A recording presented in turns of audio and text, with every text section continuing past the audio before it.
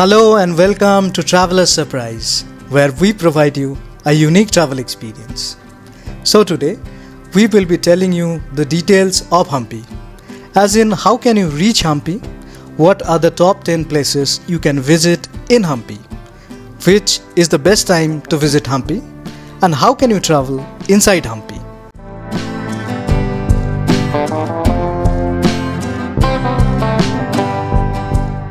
Hampi in 14th century used to be the capital of the Vijayanagara Empire, which is presently in the Karnataka state. Hampi used to be the second largest city from that age. Foreign visitors from Portugal, Persia, China have left their marks. Sadly, it was attacked and destroyed by the Delhi Sultanate in 1565. Hampi is located in the eastern part of central Karnataka, near the state border with Andhra Pradesh, and is situated on the banks of Tungabhadra river. So first things first, how can you reach Hampi? Hampi is well connected by road, rail and air.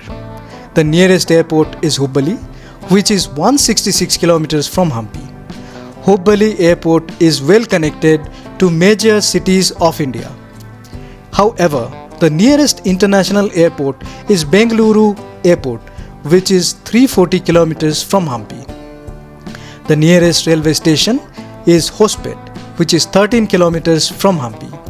You can get direct trains from major cities in India for reaching Hospet. From Hospet, you can get reserved auto rickshaws, which will be charging you around 250 to 300 rupees to reach Hampi. Also, you can get local government buses every 30 minutes to reach Hampi. Hampi is also well connected by roads. Various buses runs regularly from major cities of Karnataka. If you are coming from Bengaluru, you can reach Hampi by an overnight travel from Bengaluru. The best time to visit Hampi is between October to February, as the weather is pleasant and wonderful for traveling over the town. On the other hand, Hampi can also be visited during the monsoon, but one needs to be cautious while walking over the boulders, as they could be slippery. You can hire an auto rickshaw for an entire day, which will cost you close to 1200 to 1400 rupees. However, you can also get bicycles on rent for 100 rupees for a day.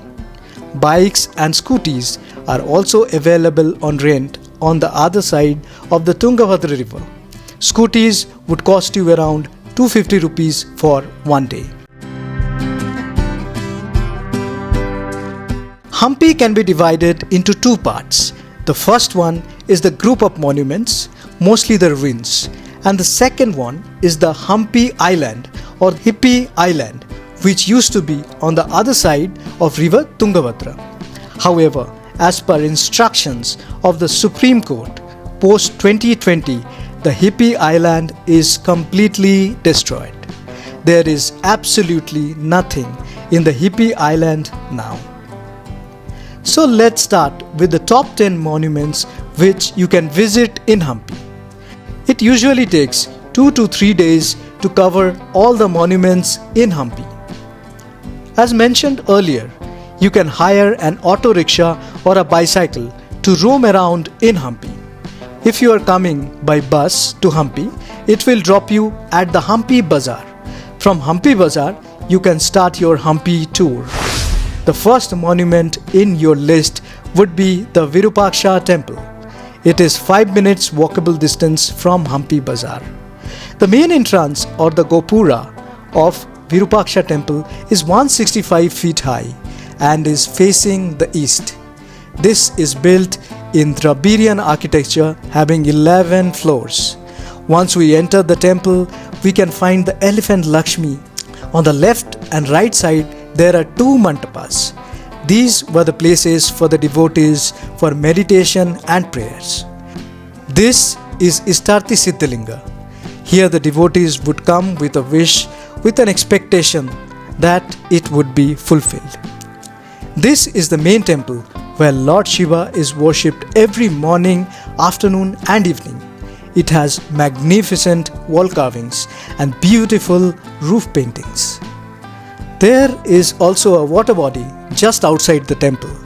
During festivals, a specific ritual is performed with the deity. If you want to know more about this temple, there is a detailed video on it. I have given a link of it in the description below.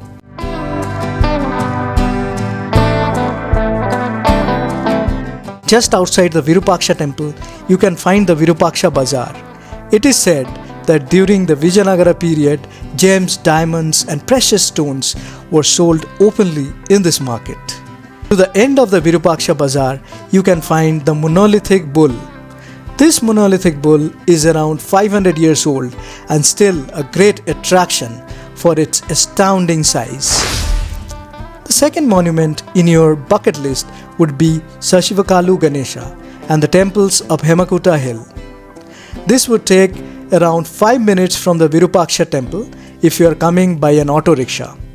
The Saklu Ganesha temple, as you can see here, was built in 1506.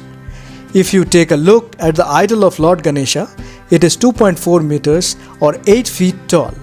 The idol is so brilliantly constructed that the idol of goddess Parvati can be seen from the backside. It signifies that Lord Ganesha is sitting on the lap of goddess Parvati. Just beside Saklu Ganesha temple, you can find the Hemakuta Hill and the temples on it. The Hemakuta Hill has a mix of temples from the ancient times, of which some belong to the Vijayanagara Empire and some are even older than the Vijayanagara Empire. Among the other temples, the major temple is Mula Virupaksha Temple, or the original Virupaksha Temple. It is one among the few temples in Hampi where the worship is still performed. There is a small water body before the Mula Virupaksha Temple. The water from this water body is known as the water which cleanses the sins. Again, if you want to know more about this temple, there is a detailed video on it. I have given the link of it in the description below. With this, we proceed to the third destination, the Sri Krishna Temple. This temple is dedicated to Lord Balakrishna, the baby form of Lord Krishna. The temple was built by Krishna Devaraya in the year 1513 when he conquered Utkala, which is Orissa in the present day. Just like the other temples, this temple also has beautiful wall carvings and a magnificent structure. However, the deity is not present in the temple and is kept in the State Museum of Chennai. Also, if you want to know more about this temple, there is a dedicated video on it. I have given the link of it in the description below. The fourth destination would be the Lakshmi Narasimma or the Ugra Narasimma and the Badavilinga Temple.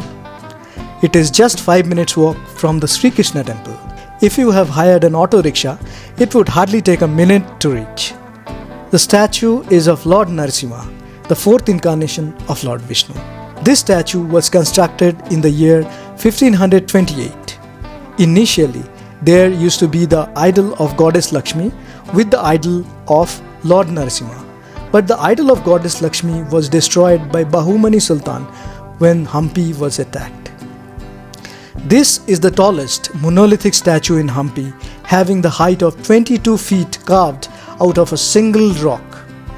Just next to the Lakshmi Narasimha temple, there is the Badavilinga temple.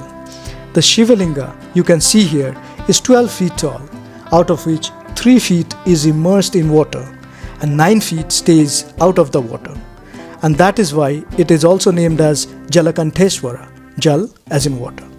If you want to know more about this temple, we have a detailed video on it. I have given the link of it in the description below.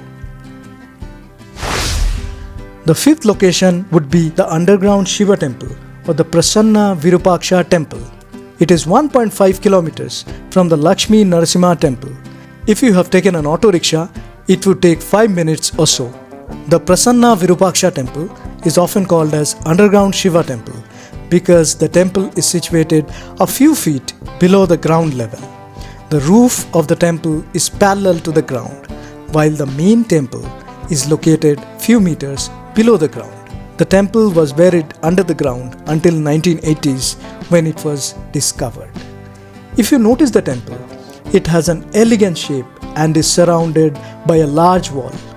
Unlike the other temples, the pillars doesn't have any carvings on it. Seems like the construction of this temple was started but was never fully completed. We have made a complete video on this temple. If you want to watch it, I have given the link of it in the description below. With this, we move to the sixth monument, that is the Queen's Bath. The Queen's Bath is around 1.5 kilometers from the underground Shiva temple and would take 5 minutes or so if you have taken an auto rickshaw. The Queen's Bath in Hampi is a huge bath that represents the architectural intelligence present during the time of Vijayanagara Empire. The Queen's Bath is said to be constructed by Achyuta Raya and attracts large number of tourists every year from India and abroad. The Queen's Bath has a detailed architecture with a plain exterior and a decorative interior. It is built in an Indo-Islamic style of architecture that has a unique style and is better than any other bath built in Hampi. The building is rectangular in shape and has an area of 30 square kilometers. If you see the bath, it is 1.6 meters deep and is surrounded by attractive corridors with intricate carvings on it. If you want to know more about this monument, we have a detailed video on it. I have given the link of it in the description below. And we move to the seventh monument, which is the Mahanavami Devaba and the Royal Enclosure. The Royal Enclosure is half a kilometer away from the Queen's Bath and take a minute or two in an auto rickshaw. The Mahanavami Devaba is inside the Royal Enclosure and is a fascinating platform constructed using large stones. Inside the Royal Enclosure, there were administrative offices, Hazara Rama Temple, which we will be seeing next, and the platforms to perform cultural activities. The Mahanavami Devaba is one among them. This three-tiered platform is 8 meters or 26 feet high and is situated at the northeastern side of the Royal Enclosure.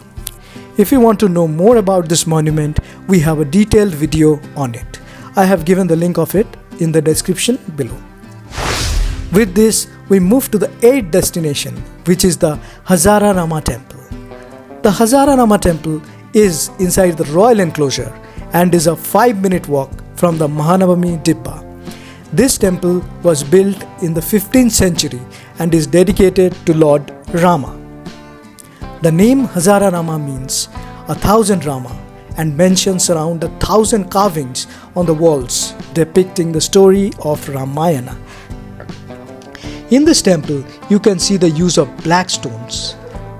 In these black stones, beautiful carvings can be seen.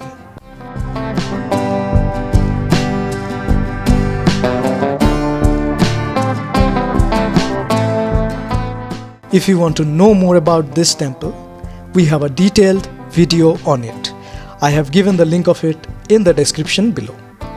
After the Hazara Rama Temple, we move to the 9th destination, which is the Lotus Mahal and the Elephant Stable. The Lotus Mahal is half kilometers away from the Hazara Rama Temple and would hardly take a minute or so if you are coming by auto rickshaw. The Lotus Mahal is inside the Zanana enclosure. Inside the Zanana enclosure, you can find the Lotus Mahal and the basement of Queen's Palace. If you see the basement of Queen's Palace, the entire palace was burnt down and only the basement of Queen's Palace remains. And this is the Lotus Mahal. It has got its name from the lotus-like structure it resembles. The Lotus Mahal was built using Indo-Islamic style of architecture, and it was built in such a way that it acted as a natural air cooling system. The Lotus Mahal was used by the ladies of the royal families and also by the kings to conduct meeting with his council. Just beside the Lotus Mahal, there is the Elephant Stable. The Elephant Stable is a huge structure that was used to provide shelter for the royal elephants. It is a long building having 11 massive dome chambers where each chamber was large enough to accommodate an elephant at that time. The elephant stable was also built using Indo-Islamic architecture. If you want to know more about the Lotus Mahal and the elephant stable, we have a detailed video on it.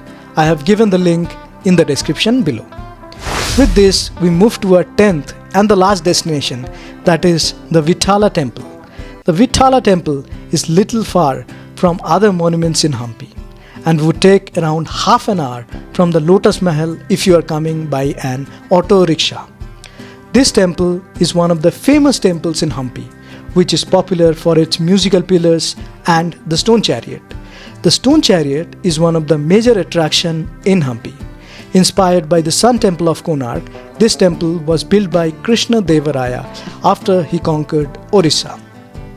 Although it seems like a structure carved out of a single rock, but in reality, this was constructed using 28 large granite blocks. The Sangeet Mantapa, or the dancing hall, has its name for the musical pillars. The musical pillars were made in such a way that it produced soothing music when it was played. This is a true masterpiece and shouldn't be missed at any cost. If you want to know more about this, we have a detailed video on it. I have given the link of it in the description below.